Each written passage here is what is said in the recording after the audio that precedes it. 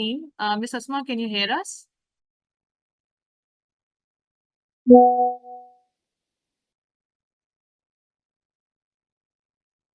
All right. Miss Asma, आपका mic mute है. Could you please unmute your mic? Yeah, I All can right. hear you. Recording in progress. All right, great. Thank you, Miss Asma. First of all, Assalamu alaikum, and thank you so much for joining PharmaCon's group today and for giving us the opportunity to take as much as the information and knowledge from you. I would like our students to know a bit about Miss Asma. Miss Asma Wasim is currently working as Senior Manager Quality Assurance in Farm Evo. She has recently been promoted. So first of all, we would like to congratulate you for the well-deserved promotion. And since I have personally worked with you, I know that this promotions and all the success that you've been through, you've always deserved it.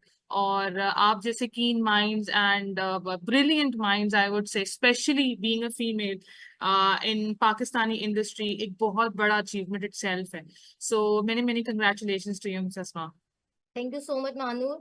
It's been really a pleasure to join you in such a great seminar, or you can say in a great training session. I'm really happy today. Great. Achha, Ms. Asma, could you please see if you can increase the volume of your बहुत हल्की आवाज आ रही है आपको. You can just adjust the mic. Let me increase the volume. Is it better now? Yes. Much better. All right, Miss Asma, जिस तरीके से we've already introduced you with our students. Our topic for today's lecture is GMP. And before we dive into the lecture itself, I would like the students to please drop down your questions with respect to the current the topics that we have already discussed. I want you all to please list down your questions in the chat box while we get acquainted with Ms. Asma, and definitely we'll be taking up your questions accordingly. All right, Janab.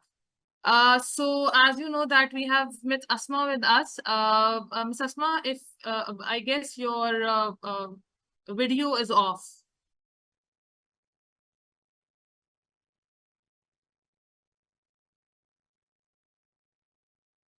From the host.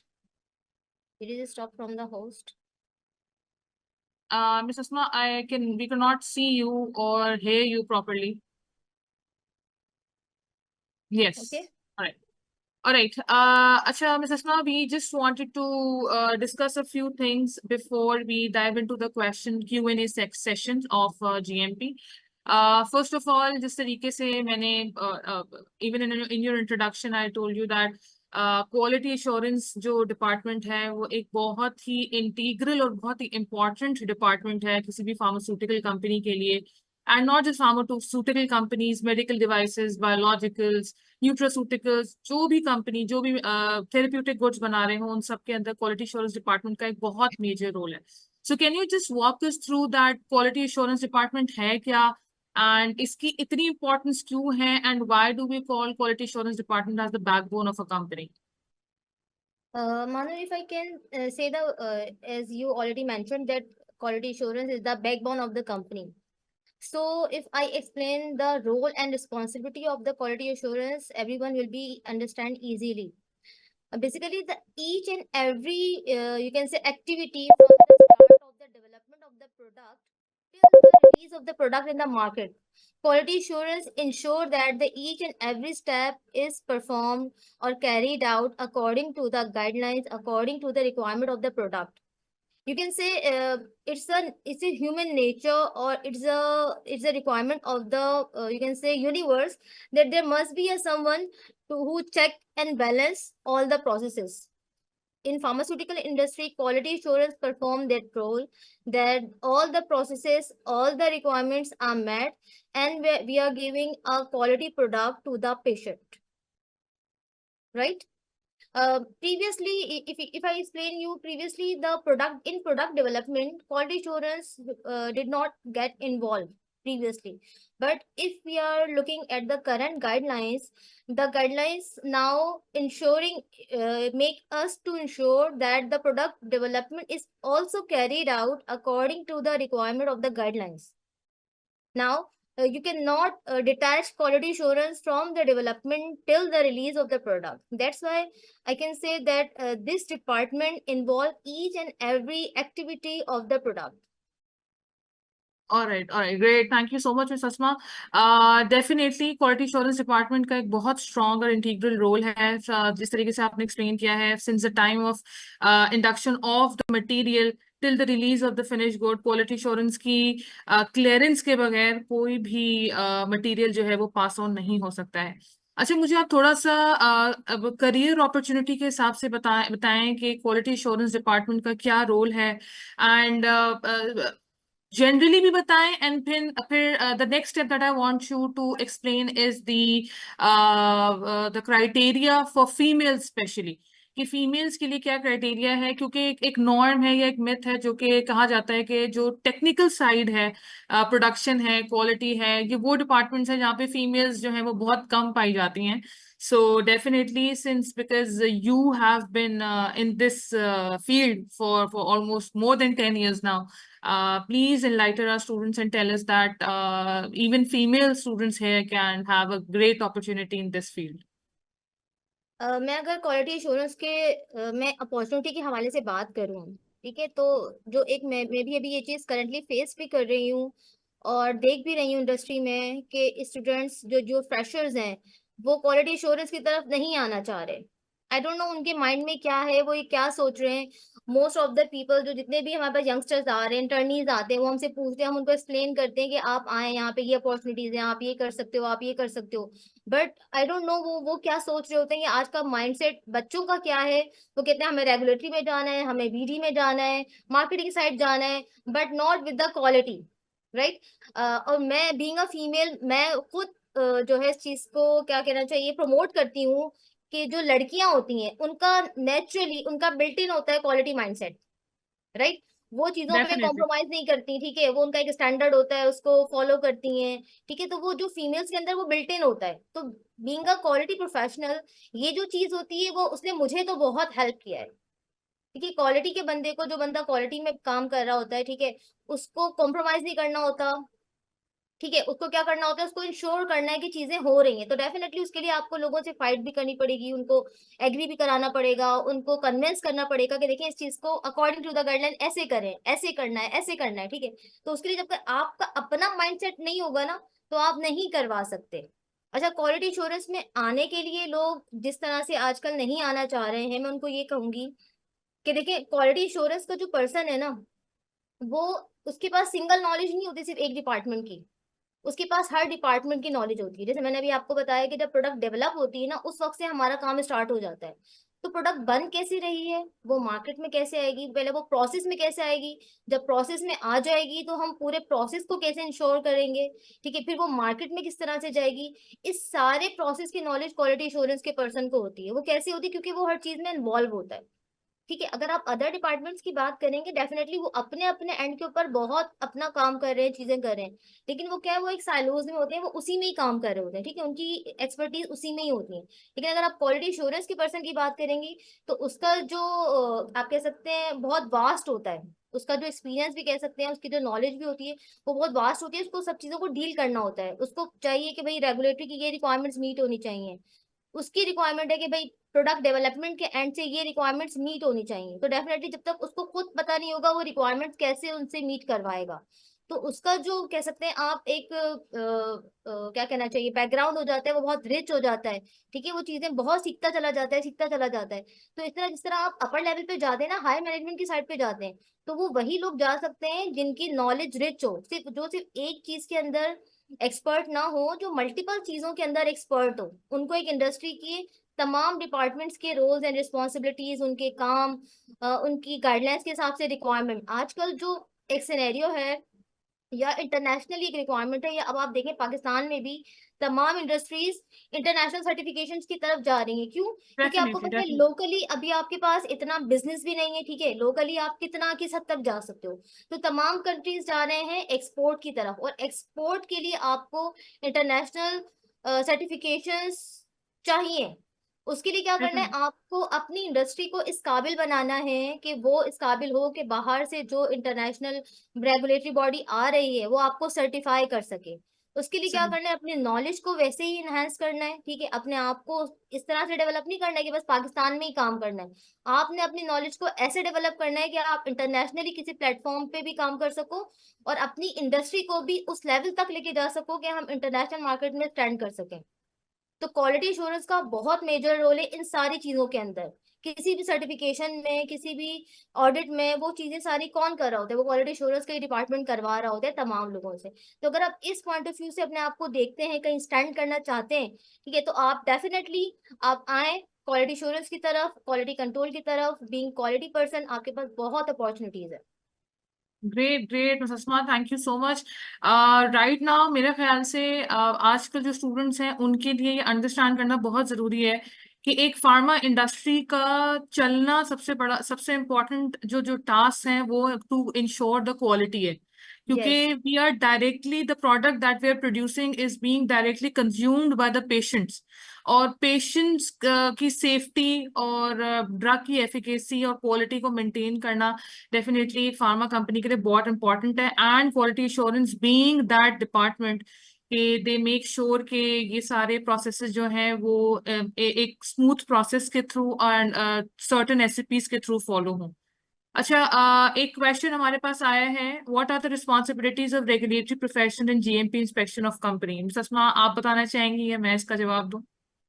आप explain कर दें being okay. Regulatory assurance. इसमें देखो बच्चे, इसमें simple सी ये है कि रेगुलेटरी प्रोफेशनल्स का, जिस तरीके से नस्मा ने मेंशन किया है कि डिफरेंट गाइडलाइंस आते हैं, there are certain rules that are present, that are the standards जो कि आपने फॉलो करने हैं, जो कि एसओपीज हैं जो कि आपने फॉलो करनी है, जो कि ड्रैप, जो कि हमारी रेगुलेटरी बॉडी है, दैट हैज सेट फोर्थ। अब यहाँ पे मिस अस्मा ने एक बहुत अच्छा सवाल ये किया है, सॉरी, बात उन्होंने एक अच्छी, बहुत अच्छी की है कि इंटरनेशनल गाइडलाइंस का आपका पता होना बहुत जरूरी है।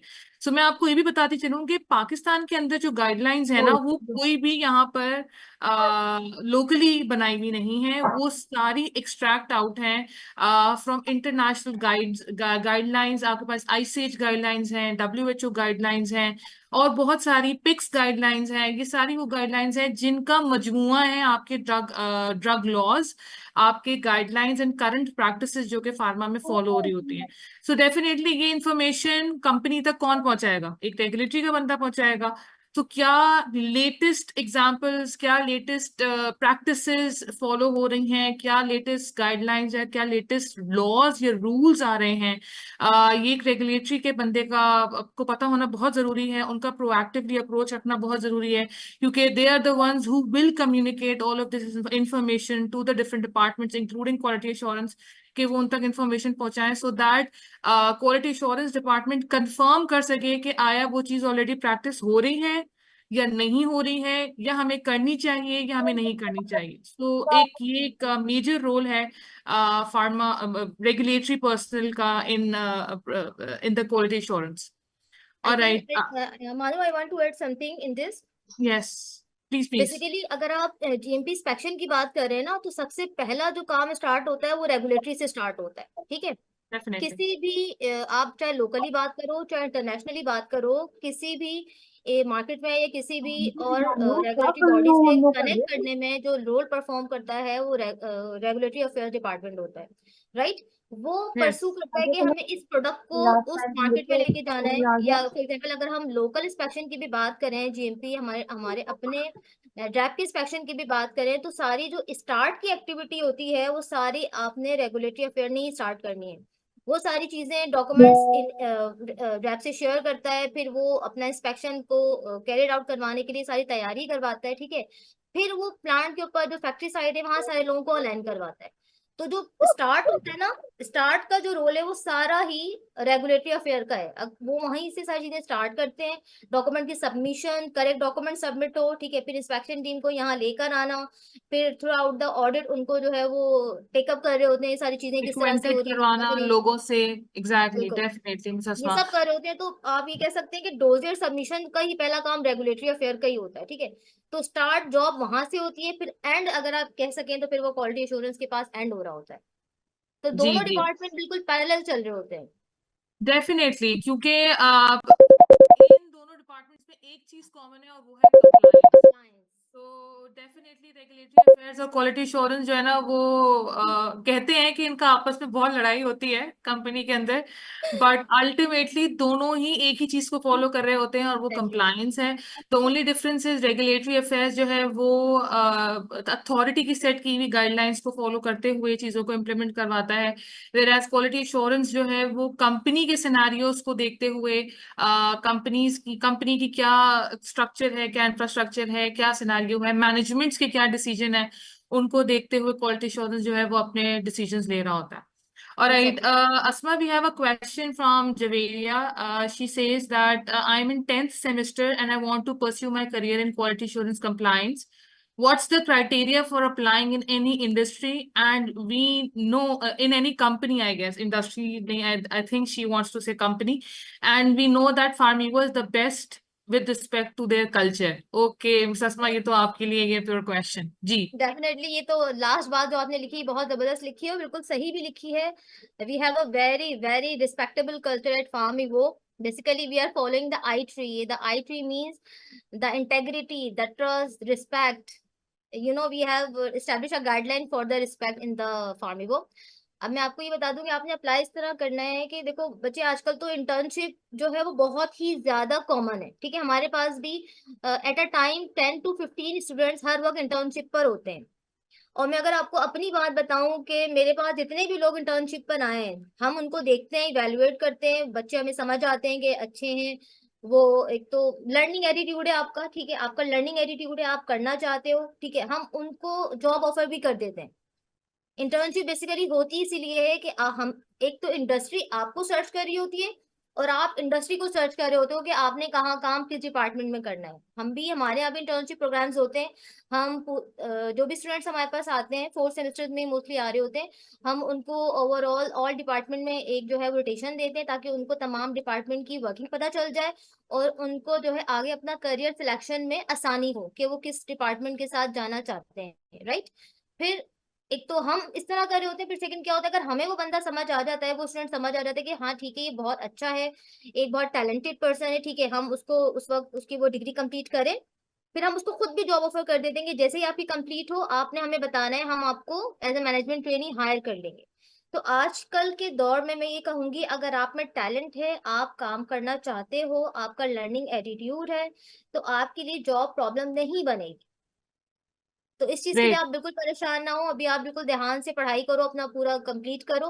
और इंटर्नशिप्स करनी है तो इंटर्नशिप्स के लिए डेफिनेटली आप जो है वो कंपनी की वेबसाइट पे भी अप्लाई कर सकते हो। अगर एचआर के थ्रू भी करना चाहते हो तो भी वहां पे आप अप्लाई करो फॉर मैनेजमेंट ट्रेनीज और फॉर द इंटर्नशिप, राइट। तो आपका सिलेक्शन डेफिनेटली होगा। All right, great. All right, Hira Shafi has a question जो कि मैं ऑलरेडी लेक्चर में अपने एक्सप्लेन कर चुकी हूँ, बट डेफिनेटली हम मिस अस्मा से और थोड़ा elaboratively इसके ऊपर डिस्कस करना चाहेंगे। Hira has a question, what is the difference between SOP and GMP? Entirely two different things, but I guess we can cater it here. Yeah. Who makes SOPs and how SOPs are generated or updated? So first of all let's take it step by step. पहले तो आप उनको बता दें कि SOPs और GMPs क्या हैं। I think there is no differentiation between the two because both are very different things. या तो हम अलग अलग करके मिस अस्मा आप इनको एक्सप्लेन करें कि एसओपीज क्या है और जीएमपीज क्या है, जीएमपी क्या फिर है? फर्दर हम एसओपीज को लेके चलेंगे। देखिए जीएमपी क्या है, जीएमपी एक सर्टेन कोड, रेगुलेशंस और गाइडलाइंस है, ठीक है, वो आपने फॉलो करना है। मीन्स जीएमपी में एक, आप ये नहीं कह सकते कि एक गाइडलाइन है आपने इसको फॉलो कर लिया तो आपने जीएमपी फॉलो कर ली, ठीक है। अगर आप इसको देखोगे तो यूरोपियन गाइडलाइन की जीएमपी अलग है, ठीक है, थोड़ा बहुत डिफरेंस है आपस में।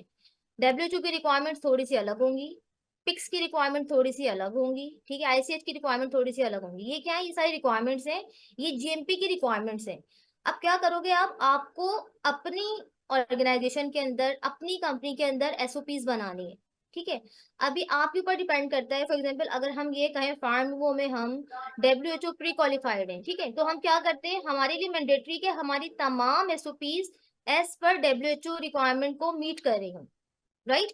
अगर मैं कल ये कहूँ कि मेरा प्लान है कि मैं FDA करवाना चाह रही हूँ फार्मिवो के अंदर, ठीक है, तो मैं मेक श्योर करूंगी कि मेरी जितनी भी एसओपीज हैं वो FDA गाइडलाइंस के अकॉर्डिंगली डिजाइन हुई हुई हो। एसओपी क्या है, एसओपी क्या होता है, फॉर एग्जाम्पल अगर आपको मैं बिल्कुल एक रॉ फॉर्म में बताऊं कि आपने फॉर एग्जाम्पल कोई डिश बनानी है ना, कोई खाना बनाना है, तो आपका तरीकेकार लिखा हुआ है कि ये इंग्रेडिएंट्स जाएंगे, आपने पहले स्टेप में ये डालना है, दूसरे स्टेप में ये डालना है, तीसरे स्टेप में ये डालना है। ये क्या एक तरीकेकार है, ठीक है, ये आपका अपना एक खाना बनाने का तरीकेकार है। अब आपको उसको फॉलो नहीं करना, आपको फॉलो करना है जो WHO ने आपको बताया है कि आपने पहले ये करना है, पहले ये करना है, पहले ये करना है, फिर ये करना है, ठीक है। तो इस तरह से आपने अपने तमाम इंटरनल प्रोसीजर्स को according to the GMP requirements बनाना है। एसओपीज तो आपने हर प्रोसीजर की बनानी है, लेकिन जीएमपी रिक्वायरमेंट को उसके अंदर इंक्लूड करना है, राइट। ये क्लियर हो गया।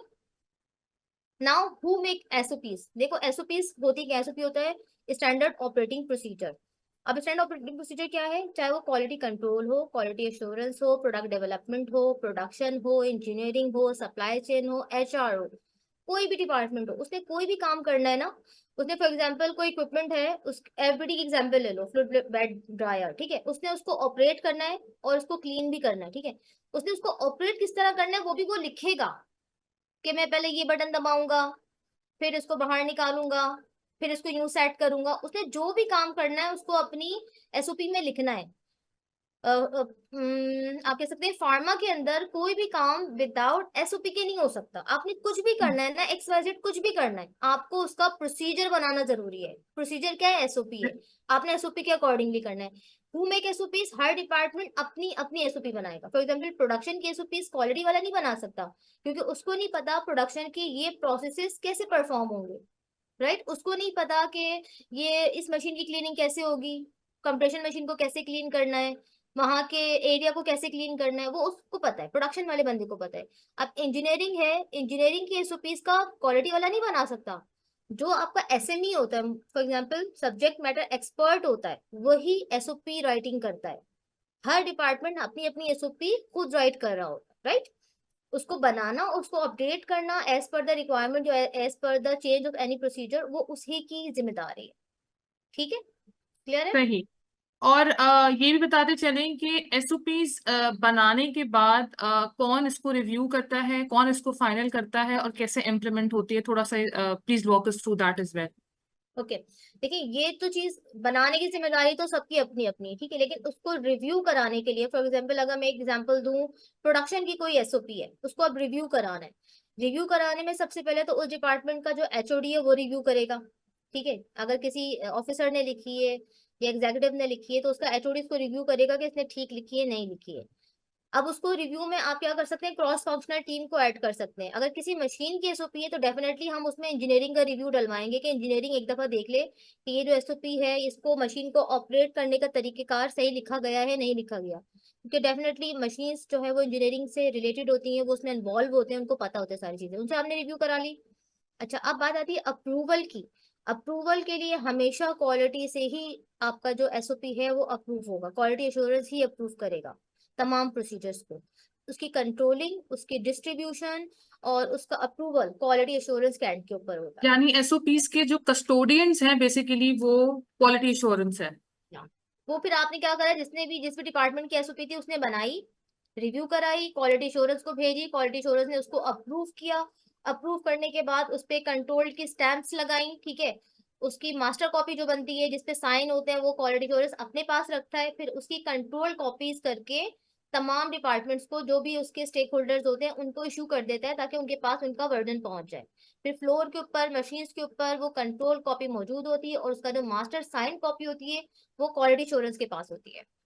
ऑलराइट, सो यानी कि जितने भी ओरिजिनल एसओपीज होते हैं वो सारे दे रिजाइड एट क्वालिटी एश्योरेंस। या ठीक है। अच्छा मिसेस ससना, एक और चीज है जो यहाँ पर मोस्टली मैंने फार्मर्स में भी प्रैक्टिस देखी है, or being a fresh graduate or somebody who's working as a management trainee, बहुत सारे स्टूडेंट्स से गलती करते हैं, स्पेशली ये जो एमटीओज होते हैं, वो क्या करते हैं कि वो कॉपीज की कॉपीज बना लेते हैं, जो डिपार्टमेंट की कॉपीज होती हैं, साइन कॉपीज होती हैं, जो मार्क्स नंबर्स होते हैं उसकी कॉपीज बना लेते हैं और फिर वो अपने पास उसको रखते हैं। तो प्लीज जरा बताइए कि ये सही है या गलत है, और गलत है तो क्यों गलत है, what is the reason behind it?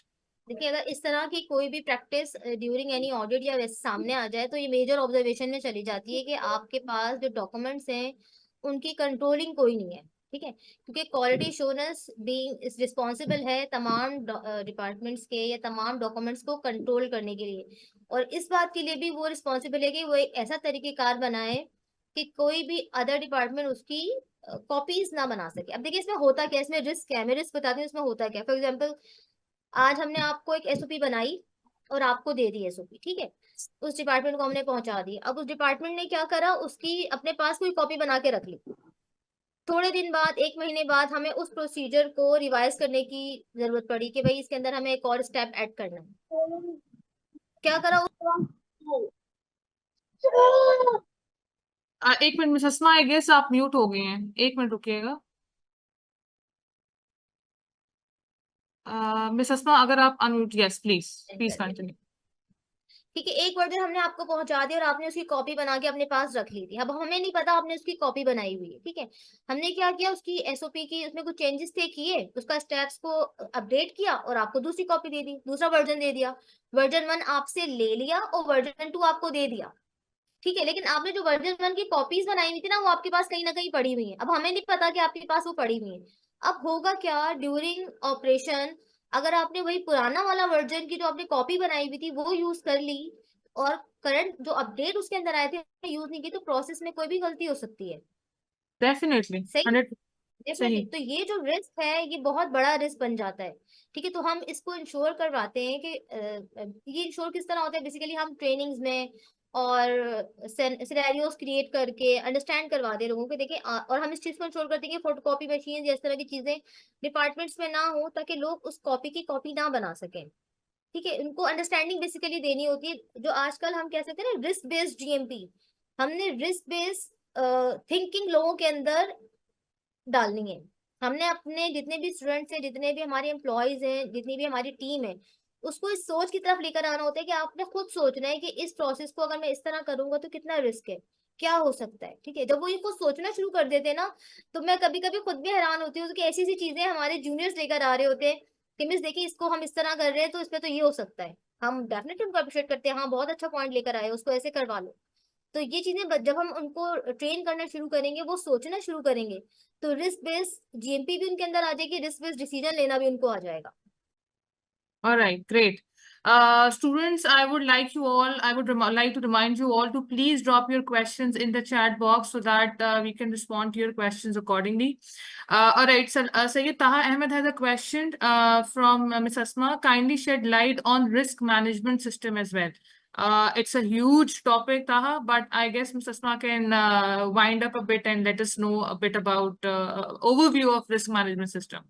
या श्योर, बेसिकली जो करंट आपके पास रिक्वायरमेंट्स हैं गाइडलाइंस की, वो है risk based. Each and every step of your procedure of your company should be risk based. आप हम इंटरनेशनल ऑडिटर्स हमारे पास आ रहे होते हैं, तो हर चीज के साथ वो हमसे पूछते हैं, did you perform risk assessment for that, did you perform risk assessment for that. तो आप ये समझ रहे हैं, रिस्क तो अब आपके पास इंटीग्रल हो गया है हर स्टेप के अंदर कि आपने रिस्क करना है। फॉर एग्जाम्पल, अगर मैं आपको एक एग्जाम्पल दूं, हमने कोई मशीन इंस्टॉल करनी है ना, अब हमने एक न्यू मशीन परचेज की, हमने उसको इंस्टॉल करना है अपनी फैसिलिटी के अंदर, तो हम ऐसे नहीं करेंगे हम लाए और हमने उसको डायरेक्टली इंस्टॉल कर दी। हम सबसे पहले रिस्क असेसमेंट परफॉर्म करेंगे कि इस मशीन को एरिया के अंदर लाने में ड्यूरिंग और आफ्टर क्या रिस्क हो सकते हैं, एरिया में, प्रोसेसेस में, लोगों पर, अदर प्रोडक्ट के ऊपर, अदर प्रोसेसेस के ऊपर। हम पूरा एक थॉरो रिस्क असेसमेंट कंडक्ट करते हैं। रिस्क असेसमेंट से जब पॉइंट्स निकल कर आते हैं कि हाँ भाई ये रिस्क तो बहुत हाई है या ये रिस्क तो मीडियम की तरफ जा रहा है, तो हमें इसको फर्दर कंट्रोल करने की जरूरत है। हमारे पास जो एग्जिस्टिंग प्रोसीजर्स हैं उनके अंदर वो कंट्रोल्स मौजूद नहीं है कि हम इस रिस्क को कम कर सकें या खत्म कर सकें। तो हम क्या करते हैं, उस चीज को लाने से पहले ही पूरा असेसमेंट परफॉर्म करते हैं, ताकि ऐसा ना हो कि हमने वो चीज ले आए, इंट्रोड्यूस कर दी और बाद में हम कोई मेजर डिजास्टर लेके बैठे हुए। ठीक है, तो रिस्क असेसमेंट क्या है, आपके पास ईच एंड एवरी स्टेप पे अब आपका इन्वॉल्व है। बेसिकली इसकी गाइडलाइन मौजूद है ICH Q9 के अंदर, quality About risk-based management. Yeah, quality risk management basically defined in WHO Recording guidelines. in progress. ICH Q9 is especially designed for the quality risk management, right? In this guideline it is defined as कि आपने जो भी आपका process है आपने उसके ऊपर risk को अप्लाई किस तरीके से करना है। ठीक है, इसके अंदर डिफरेंट स्टेप्स होते हैं। कोई भी प्रोसेस है, कोई भी यू कैन से उसके अंदर आपने देखना होता है कि उस स्टेप को करने के लिए या उस काम को करने के लिए उसके अंदर सीवियरिटी कितनी है, उसकी अकरेंस कितनी है और उसकी डिटेक्टिबिलिटी कितनी है, राइट? तो उसके अंदर जो है कैलकुलेशन बेस्ड आपके पास एक नंबर निकल कर आता है, उसकी बेसिस पे आप डिसाइड करते हैं कि जो ये रिस्क है वो क्रिटिकल है, मेजर है या माइनर है, हाई है, मीडियम है या लो है। अगर आपके पास जो भी रिस्क है आप उसको कैलकुलेट करते हैं, अगर वो हाई और मीडियम की साइड पर आ रहा होता है तो फिर आप उस काम को अलाउ नहीं करते जब तक आप उसके ऊपर सफिशिएंट कंट्रोल्स ना ले लें और उस रिस्क को लो की तरफ ना लेकर आ जाए। ठीक है, आप उसके ऊपर कंट्रोल्स लगा देंगे। फॉर एग्जांपल मैं अगर इसकी एग्जांपल दूं, आप किसी मशीन पे रिस्क कर रहे हैं, ठीक है, अब आपने उस मशीन को एरिया के अंदर लेकर आ रहे हैं। ठीक है, अब आपने क्या किया, आपने रिस्क असेसमेंट स्टार्ट किया, आपने देखा सबसे पहले स्पेस, आपने देखा मशीन को, ये जो मशीन का वॉल्यूम है वो तो आपके एरिया में आ ही नहीं सकती, उसके लिए तो सबसे पहले आपको एरिया डिजाइन करना पड़ेगा। ठीक है, तो आप क्या करेंगे, सबसे पहले अब आपने देख लिया आपके पास जो करंट स्पेसिस है वो सुटेबल नहीं है, इट मींस आपका रिस्क जो है वो हाई की तरफ जा रहा है, मशीन एरिया में ही नहीं आ सकती, या एरिया में लाने के लिए आपको पहले कुछ ना कुछ तोड़ना पड़ेगा या सिविल वर्किंग करानी पड़ेगी। ठीक है, आपके पास क्या हो रहा है, रिस्क हाई साइड पे जा रहा है। आप क्या करोगे, अभी आप मशीन को फौरन से लेके नहीं आ जाओगे, अभी आप उसको रोको काम को, आप क्या करोगे, पहले अपना एरिया डिजाइन कराओगे, उसको उस काबिल बनाओगे कि अब आपकी मशीन उस एरिया के अंदर आ सकती है। ठीक है, इस तरह प्रोसेसेस में भी होता है। फॉर एग्जाम्पल आप कोई प्रोसेस परफॉर्म कर रहे हो, अभी आप उसको करते हुए देख रहे हो कि नहीं अगर मैं ये करूंगा तो उसके अंदर तो अभी रिस्क है मेरे पास, तो अगर मैं ये करता हूँ उससे तो प्रोडक्ट की quality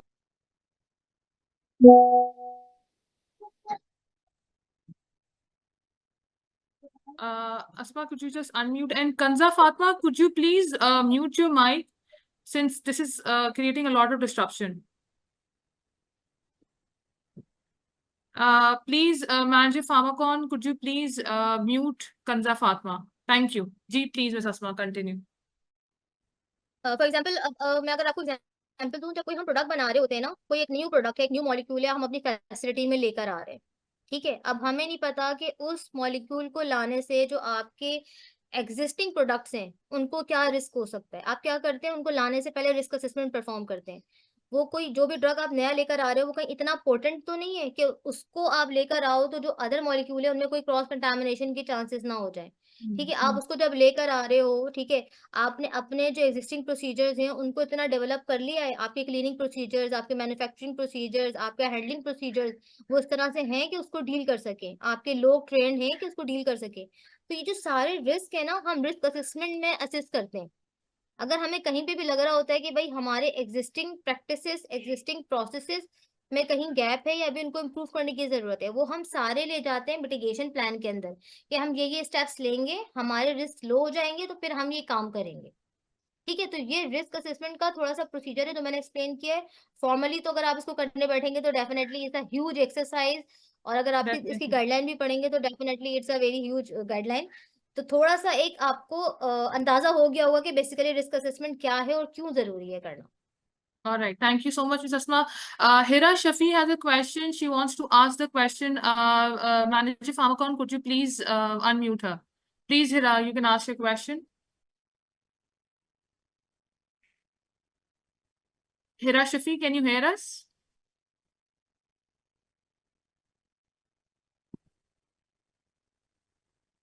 hello, Yes, Hira, please ask the question.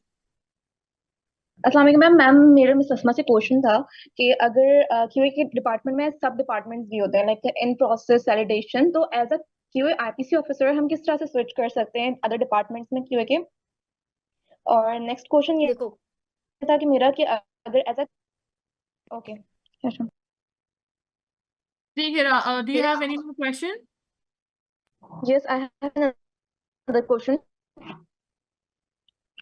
There's a lot of distortion at your end. If you could just write down the question, जब तक कि मिस अस्मा जो है वो आपके फर्स्ट क्वेश्चन का जवाब दे देती हैं। जी Okay, मिस ma'am. अस्मा। देखो बच्चे, एक तो ना सबसे बड़ा जो आप लोग समझते हो ना कि आप आईपीसी में हो, आप इन प्रोसेस कंट्रोल कर रहे हो, आप समझते हो कि आपका करियर ब्लॉक हो गया है। आपका ये एक, मैं कहना चाहूंगी कि आपका एक गलत माइंडसेट है, ठीक है। मैं भी अगर अपनी बात करूँ ना, मैंने अपना स्टार्ट भी इन प्रोसेस कंट्रोल से किया था, ठीक है, आईपीसी से स्टार्ट किया था। बल्कि मैं बेसिकली स्टार्ट करूँ, मैंने अपना स्टार्ट किया था क्वालिटी कंट्रोल से, ठीक है। मैंने पहले टेस्टिंग सीखी, इक्विपमेंट सीखे, सारी चीजें सीखी, फिर मैं आई क्वालिटी एश्योरेंस की तरफ, मैंने इन प्रोसेस कंट्रोल सीखा। अगर आप अपने आप को आईपीसी के अंदर जब तक स्ट्रांग नहीं करोगे ना, जब तक आप आईपीसी में स्ट्रांग नहीं करोगे, आप उसके अदर सेक्शंस की तरफ उतना अच्छा परफॉर्म नहीं कर सकते। मैं जब भी कोई बंदा क्यूएमएस में लेती हूँ ना, तो मेरी प्रायोरिटी होती है कि उस बंदे का इन प्रोसेस का एक्सपीरियंस हो, क्योंकि कल को वो, मैं उसको क्यूएमएस में लेती हूँ। क्यूएमएस के फंक्शंस क्या होते हैं? डेविएशन है, चेंज कंट्रोल है, रिस्क मैनेजमेंट है, ठीक है, रीप्रोसेसिंग, रीवर्किंग है, रीड्रेसिंग है, काफी सारे हैं। फॉर एग्जाम्पल अगर मैं रिस्क की एग्जाम्पल लूँ, आप कल क्यूएमएस में आते हो, ठीक है, आपको मैं रिस्क असेसमेंट की टीम में बिठाती हूँ, ठीक है। अगर आप जब करने बैठोगे ना, अगर आपको उस प्रोसेस की नॉलेज नहीं होगी, आपको नहीं पता मशीन कैसे चलती है, वो प्रोसेस परफॉर्म कैसे होता है, ऑपरेटर्स का क्या रोल होता है, ऑफिसर्स का क्या रोल होता है, तो आप रिस्क किस तरह से करोगे? तो जो आईपीसी का बंदा है ना, जो आईपीसी की नॉलेज है, वो लेना बहुत जरूरी है, वो सीखना बहुत जरूरी है। आपको जब तक फ्लोर की चीजें नहीं पता होंगी कि एरिया में एचवीएसी कैसे फंक्शन करता है, ठीक है, डक्टिंग का क्या रोल है, ठीक है, मेटल डिटेक्टर्स क्यों क्यों लगे हुए मशीन्स के साथ, मशीन्स का अपना फंक्शन किस तरह से परफॉर्म होता है, आप आगे उन चीजों को किस तरह से करोगे? अगर आप डेविएशन को देखो, आपने कोई केस इन्वेस्टिगेट करना है, ठीक है, अब जो इन्वेस्टिगेशन वाला पर्सन है, उसके पास सफिशिएंट नॉलेज होगी तो वो किसी से सवाल कर सकेगा ना कि ये काम इस तरह से क्यों किया। जब तक आपके पास खुद नॉलेज नहीं है, आप किसी को कैसे इवेलुएट करोगे? तो जो क्यूएमएस का काम है ना, वो बहुत बाद में आता है, ठीक है। पहला काम, जो पहली लर्निंग है, वो आपकी इन प्रोसेस से आपको मिलती है। आपको इन प्रोसेस कंट्रोल सीखना बहुत जरूरी है इस पॉइंट ऑफ व्यू से। उसमें क्या होता है, आप हर स्टेप सीखते हो, आप सीखते हो एनिमेशन किस तरह होती है, ठीक है, सीविंग होगी, फिर उसकी मिक्स होगी, ड्राइगेशन के आप, ठीक है। पढ़ना एक अलग चीज होती है, प्रैक्टिकल इम्प्लीमेंटेशन में करते हुए देना या करवाना, वो एक अलग चीज होता है, और वो बहुत जरूरी है क्यूएमएस की तरफ आने के लिए। तो मैं ये कहूंगी, आप सुफिशिएंट, जब आपको लगे कि हाँ, आपने तमाम बेसिक फंक्शंस को सीख लिया है, ठीक है, आपको लगता है कि अब आप रिच हो गए हो आईपीसी की चीजों में, अब आपको फर्दर इतनी सुफिशिएंट नॉलेज है कि आप क्यूएमएस की तरफ स्विच कर सकते हो, तो डेफिनेटली आप क्यूएमएस की तरफ आओ, आप स्विच करो, आपको उसमें अपॉर्चुनिटीज मिलेंगी। इसके लिए आप परेशान नहीं हो कि आप आईपीसी में आपका जो है वो कोई ब्रेक लग गया है। लेकिन क्यूएमएस में जो भी लोग हायरिंग कर रहे होते हैं, वो इस बात को इंश्योर करते हैं कि जो भी हम कैंडिडेट को ले रहे हैं, उसके पास आईपीसी की नॉलेज होना जरूरी है, ठीक है। तो आप इसके लिए परेशानी हो कि आप आईपीसी में आ गए तो अब आप फंस गए हो, आप क्यूएमएस की तरफ नहीं जा सकते, तो ऐसा नहीं होगा। आपको एक सर्टेन पीरियड के बाद खुद ही क्यूएमएस की जॉब ऑफर होंगी, आपकी अपनी इंडस्ट्री में भी हो सकती है और अदर इंडस्ट्री में भी आप स्विच कर सकते हो। अच्छा, अब एक चीज मैं आपको कहूंगी, आपने अपनी लर्निंग स्टॉप नहीं करनी। फॉर एग्जाम्पल अगर आप आईपीसी में हो, तो आप ये सोचते रहो मैं तो आईपीसी हूँ, मुझे क्या जरूरत है कि मैं क्यूएमएस के फंक्शंस को सीखूं। आपने गाइडलाइंस पढ़नी है, आपने ट्रेनिंग सेशन अटेंड करने हैं, ठीक है, आपने अपनी नॉलेज को एनहेंस करना है, कि भले आपके पास प्रैक्टिकल एक्सपीरियंस उस चीज का नहीं होगा, कि आपको डेविएशन हैंडलिंग नहीं आती, बट आपको थ्योरेटिकल सारी नॉलेज है। आपको जब वो काम दिया जाएगा तो डेफिनेटली आप उसको कर भी लोगे। तो आपने अपनी लर्निंग को नहीं रोकना, आपने अपने काम को उस तरह से करते रहना है, और फिर आप उस तरह से स्विचिंग आप इजीली कर सकते हो। स्विचिंग के लिए परेशान नहीं होना बिल्कुल भी। Alright, great, thank you so much ससमा। आपने तो काफी इंटरेस्टिंग इंसाइट दी है क्वालिटी एश्योरेंस से related. Alright, Mohsin Memon has a question, kindly guide us about the role of QA about deviation handling in pharma. देखो बेसिकली, पहले तो मैं आपको एक्सप्लेन करूँ डेविएशन क्या होता है। डेविएशन, अब जैसे अभी मैंने आपको इनिशियली एक्सप्लेन किया था कि एसओपीज क्या होती है, ठीक है, आपने एसओपी क्या कर लिया, आपने सेट ऑफ प्रोसीजर बना लिया कि इस काम को इस तरह से परफॉर्म करना है। फॉर एग्जाम्पल अगर मैं आपको एग्जाम्पल दूं डिस्पेंसिंग की, आपने एक प्रोसीजर बनाया है कि आप कोई भी मटेरियल डिस्पेंस करोगे तो उसको डबल पॉली बैग में रखोगे, ठीक है, आपका प्रोसीजर है, आप डबल में रखोगे। अब फॉर एग्जाम्पल आपके पास कोई मिसहैप होता है, ठीक है, आपके पास पॉलीबैग नहीं है या आपका कोई बंदा करते वक्त उसको भूल जाता है, ठीक है, उस प्रोसीजर को वैसे नहीं करता जैसे एसओपी में लिखा हुआ है, तो ये क्या हो गया, ये डेविएशन हो गई। आपने वैसे काम नहीं किया जैसा आपकी एसओपी में लिखा हुआ था, तो ये डेविएशन हो गई। अच्छा, अब ये चीज हो गई, उस बंदे ने नहीं देखा, किसी और ने देखा, जिस फॉर एग्जाम्पल वहां पे कोई क्यूए ऑफिसर मौजूद था या डिस्पेंसिंग ऑफिसर मौजूद था, उसने उस चीज को देखा, ठीक है, तो वो चीज कोई भी रिपोर्ट कर सकता है। जिसने भी देखा कि डेविएशन हुई है, उसने फौरन से क्यूए को रिपोर्ट करके बताया कि भाई डिस्पेंसिंग के दौरान ये गलती हो गई है कि डबल पॉलीबैग नहीं यूज किया गया, उसने क्यूए को बता दिया थ्रू डेविएशन, एक फॉर्म होता है, ठीक है। उसके बाद इंटीमेशन देना कोई भी दे सकता है, जो भी बंदा उसको ऑब्जर्व करे ड्यूरिंग द प्रोसेस कि ये चीज एसओपी के अकॉर्डिंग नहीं हुई, कोई भी बंदा कर सकता है। वो प्रोडक्शन का भी हो सकता है, क्यूए का भी हो सकता है, वो कोई ऑपरेटर भी हो सकता है, वो ऑफिसर भी हो सकता है, कोई भी हो सकता है। वो डिवीजन क्यूए को रिपोर्ट कर देगा। अब क्या करेगा, क्यूए उसको हैंडल करेगा। क्यूए क्या करेगा, एक टीम बनाएगा, एक इन्वेस्टिगेशन टीम बनाएगा, जिसमें से देखेगा। इन्वेस्टिगेशन टीम में क्या होता है, हमेशा क्रॉस फंक्शनल लोग लिए जाते हैं। मीन फॉर एग्जांपल अगर डेविएशन डिस्पेंसिंग से रिलेटेड है, तो उसमें हम डिस्पेंसिंग की किसी न किसी मैनेजर को या थोड़ा सा सुपरवाइजर, जो उसका थोड़ा सा डेजिग्नेशन होगा, उसको लेंगे।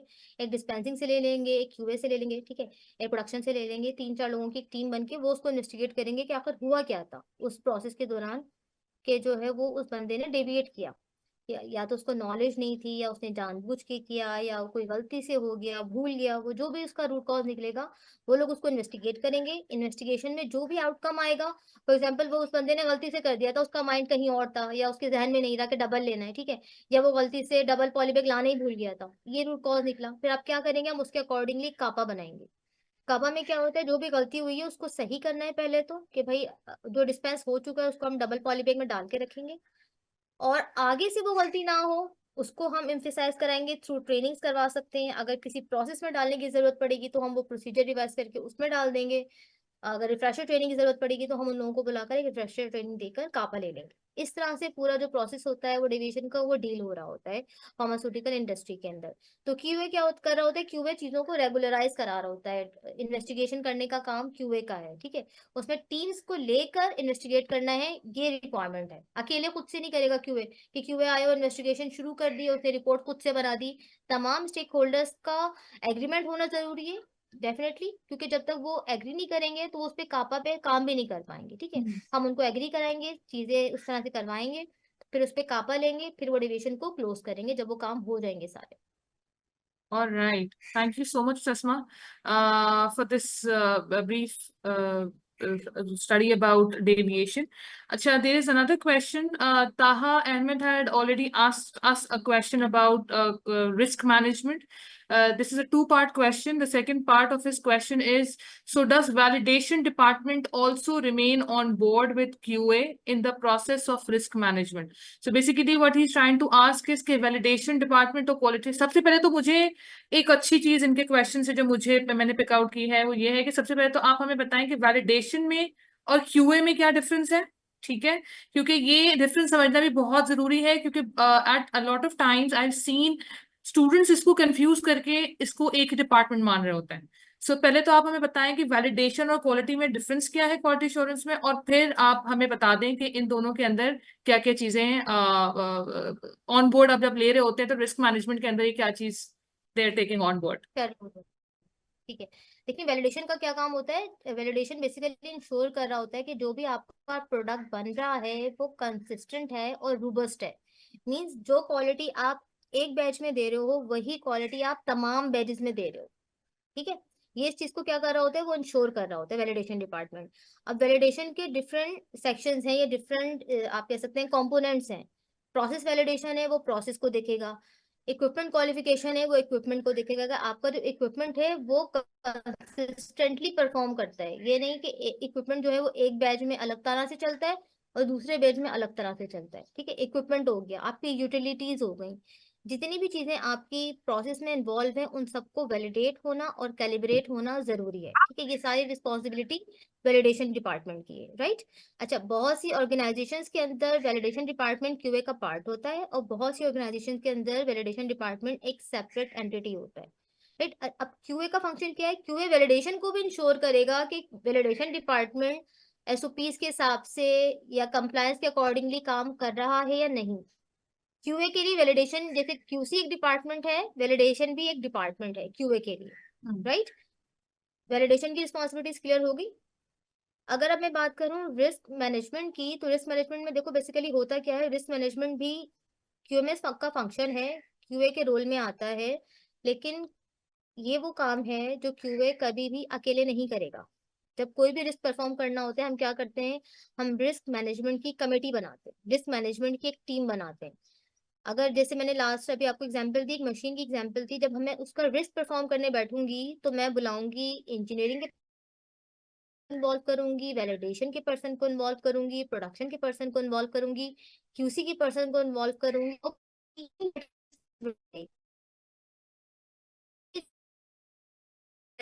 कौन है प्रोडक्शन के पर्सन को नहीं पता, वो नहीं बता सकता। रिस्क असेस करने के लिए वैलिडेशन का पर्सन बताएगा कि मेरी एसओपीज के हिसाब से आपके एरिया में ये चीजें होना जरूरी हैं, वो प्रोडक्शन के पर्सन को नहीं पता। हर डिपार्टमेंट को अपनी अपनी एसओपीज और अपने अपने जॉब रोल का पता है, ठीक है, कि उसको इस मशीन को फॉर एग्जांपल अंदर लाने के लिए मुझे, अब जब मैं एरिया बनाऊंगा, ठीक है, एरिया बना लिया इंजीनियरिंग ने, इंजीनियरिंग का काम था, अब उस एरिया को पहले क्वालिफाई करना है, वो क्वालिफिकेशन का काम किसका है, वैलिडेशन का। ऐसे नहीं हुआ कि बस आपने एरिया तोड़ा, एरिया की कंस्ट्रक्शन करके एरिया को बड़ा किया और डायरेक्ट मशीन ला के रख दिया, ऐसे नहीं होगा। आपने एरिया को चेंज किया, सिविल वर्क करके उसको बड़ा किया, स्पेस अंदर अवेलेबल कराई, देन फिर वैलिडेशन डिपार्टमेंट उसको क्वालिफाई करेगा कि वो जो एरिया है वो रिक्वायरमेंट्स को मीट कर रहा है या नहीं कर रहा। वैलिडेशन अपना काम करेगा, फिर मशीन ट्रांसफर होगी एरिया के अंदर, तो ये बताएगा कौन कि उसको क्या क्या चाहिए, उसको इतनी ह्यूमिडिटी चाहिए, उसको इतना टेम्परेचर चाहिए, ठीक है, उसको वहाँ पे कितनी डक्ट्स चाहिए एचवीएसी की, ये सब रिक्वायरमेंट्स कौन बताएगा, ये वैलिडेशन डिपार्टमेंट बताएगा। तो definitely risk management single person का काम बिल्कुल भी नहीं है। एज पर गाइडलाइंस भी आपको रिस्क असेसमेंट की एक कमेटी बनानी होती है और फिर वो कमेटी रिस्क असेसमेंट परफॉर्म करती है, ठीक है।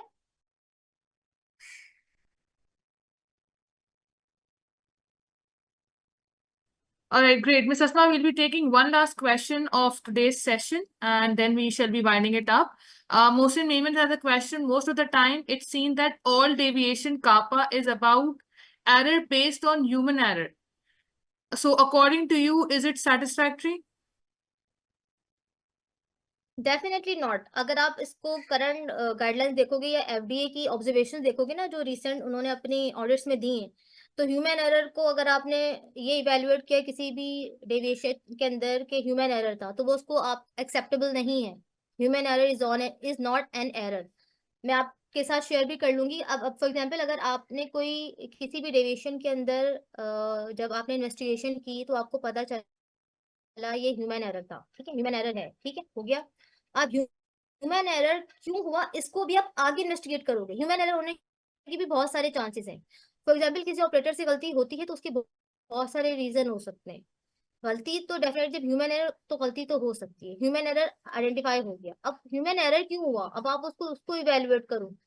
क्या वो बंदे को नॉलेज नहीं थी, उसने एसओपीज नहीं पढ़ी हुई थी, वो ट्रेन नहीं था? क्या उस बंदे ने जानबूझ के किया वो चीज कि उसको पता भी था फिर भी उसने कर दिया, इंटेंशनली कर दिया? या उसकी ट्रेनिंग भी थी और उसने जानबूझ के भी नहीं किया, बट कोई और रीजन था, वो स्टेट ऑफ माइंड में नहीं था, उसकी तबीयत खराब थी, कोई और रीजन था, वो उससे वो गलती हो गई। देखिए, आप ये नहीं कह सकते कि ह्यूमन है तो उसने जानबूझ के ही किया होगा। फॉर एग्जाम्पल कभी कभी ऐसा होता है कि उसकी तबीयत खराब हो या उसके ऐसे भी इंसिडेंट होते हैं कि कोई काम करते हुए कोई चीज हाथ से छूट गई, कोई मटेरियल हाथ से छूट के जमीन पे गिर गया, ठीक है। अब आप डायरेक्टली ये नहीं है, तो ये ह्यूमन एरर कि उस बंदे से गिरा है, किसी मशीन का एरर नहीं है, किसी एसओपी का एरर नहीं है, गिरा बंदे से ही है, जमीन पे गिर गया। हम इसको इन्वेस्टिगेट जरूर करेंगे, क्या पता वो पॉलीबैग इतना भारी हो कि वो उसको उठा नहीं पा रहा हो तो उसके हाथ से गिर गया, तो आप उसके ऊपर कंट्रोल लगाओगे कि भाई इतना ज्यादा आपने डिस्पेंस नहीं करना, आपने तो उसकी क्वांटिटी को कम कर देना है, इतना डिस्पेंस करना है कि जितना वो बंदा इजीली कोई भी बंदा उसको उठा सके। फॉर एग्जाम्पल 25, अगर आप देखें तो नॉर्मली 25 kg के बैग्स आ रहे होते हैं ना रॉ मटेरियल के। अब बहुत सी कंपनी में ये प्रैक्टिसेस होती हैं, वो एज इट इज ले जाते हैं प्रोडक्शन में, वो उसको डिस्पेंस नहीं कराते, ठीक है। अब 25 kg का बैग जरूरी नहीं है कि हर पर्सन उसको इजीली उठा सके। कुछ लोगों के अंदर कैपेबिलिटी होती है उसको कैरी कर सकते, कुछ लोग नहीं कर सकते। तो आपने इस तरह की चीजों को इवेलुएट करना है, सिर्फ ह्यूमन एरर पे आके बात को खत्म नहीं कर देना कि बंदे की गलती थी हमने ट्रेनिंग दी थी। ये सोल्यूशन नहीं होता। आपने उसको फर्दर इवेल्युएट करना है। अगर बंदे की गलती थी, आप बुलाएं, उसका इंटरव्यू कंडक्ट करें कि आपसे अगर ये गलती हुई है तो आप मुझे बताओ कि आपसे गलती कैसे हुई, आपको पता नहीं था या एसओपीज में कहीं पे कोई गैप है, कि आपको कोई एम्बिग्यूटी थी, कि क्लैरिटी नहीं थी कि ये ऐसे करना है या ऐसे करना है, या आप करना भी चाह रहे थे, आपको पता भी था, लेकिन उसके अंदर इतना बड़ा ड्रॉबैक है कि फॉर एग्जाम्पल वो चीज इतनी भारी है कि आप उठा ही नहीं सकते। कभी आप कर लेते हो, कभी आपसे गलती हो जाती है। तो उस चीज को फर्दर इवेल्युएट करके आपने फिर कापा लेना है, ताकि उस चीज को आप एलिमिनेट करो कि ह्यूमन एरर के चांसेस कम से कम हो जाए। और अगर आप करंट सिस्टम देखो ना, तो हम क्या कर रहे होते हैं बेसिकली, मेरा भी यही, हमारा भी यही फोकस होता है कि हम ह्यूमन इंटरवेंशन को कम करके ज्यादातर चीजें सिस्टम्स के ऊपर ले जाएं, जहां पे बंदे की, अगर आपने पर्सन पे छोड़ दिया ना कि ये बंदा चेक करेगा, तो जब पर्सन चेक करेगा तो उससे गलती हो सकती है। आप वहां पे सिस्टम डेवलप करें, आप सॉफ्टवेयर बेस लेकर आए, आप एसओपीज बेस लेकर आए, आप चेक लगाएं वहां पर, ठीक है। अगर आप पर्सन डिपेंडेंट छोड़ेंगे कि इस काम को करते हुए सुपरवाइजर चेक करेगा, सुपरवाइजर ने कभी चेक की, कभी नहीं चेक की, आप सिस्टम बेस्ड जाएं कि भी ये सॉफ्टवेयर में ये चेक लगा हुआ है कि अगर आपने ये स्टेप नहीं किया तो सिस्टम आगे ही नहीं बढ़ेगा, तो डेफिनेटली वो करेगा एग्जैक्टली। वो बंदा, राइट। राइट। इस तरह की चीजें आप लेकर आएंगे अपने सिस्टम में, एआई को लेकर आए आप अपने सिस्टम में, जो है वो ऑटोमाइजेशन को लेकर आए, इस चीजों को लेकर आए, तो आपकी ह्यूमन एरर कम से कम हो जाएगा, ठीक है। All right. Thank you so much, Ms. Asma. This was indeed a very, very knowledgeable session for us. Personally speaking, मैंने भी एक दो बहुत interesting बातें सीखी हैं आज इसी session से, and we hope that we could learn more from you as well in the future instances. Definitely, inshallah, हम दोबारा से we'll try our best to arrange another session with you, because I know personally भी that you are an epitome of knowledge, और आपसे जितनी knowledge हमें मिल सकती है definitely with respect to quality, क्योंकि quality एक ऐसी चीज है जो कि it's unavoidable and it's inevitable, तो वो तो होनी ही होनी है। सो डेफिनेटली बहुत सारे स्टूडेंट्स हैं, बहुत सारे हमारे कैंडिडेट्स हैं जो कि आते भी हैं, काम भी करते हैं, but unfortunately because of lack of knowledge and lack of experience they don't know कि वो क्वालिटी एश्योरेंस में उनका क्या स्कोप है, क्या करियर है, and ultimately they start finding jobs in another department. So definitely this session has been very fruitful, especially for those students as well. And definitely, inshallah, in our coming weeks as well, we'll try again to invite you, and definitely you can find some time again for and join us and enlighten us with further information with respect to quality assurance. GMP is just, जिस तरीके से मैंने अपने recorded session में भी अपने students को यही बताया कि GMP is just one part of quality assurance. Entirely GMP जो है वो quality assurance नहीं है. Quality assurance is a huge word. So आज जो हमने सिर्फ एक सेक्शन डिस्कस किया है with respect to GMP, the documentations, deviations, risk management system, SOPs, and we have learned a lot from you, Ms. Asma. So thank you so much for joining us. If you want to share a few words before leaving.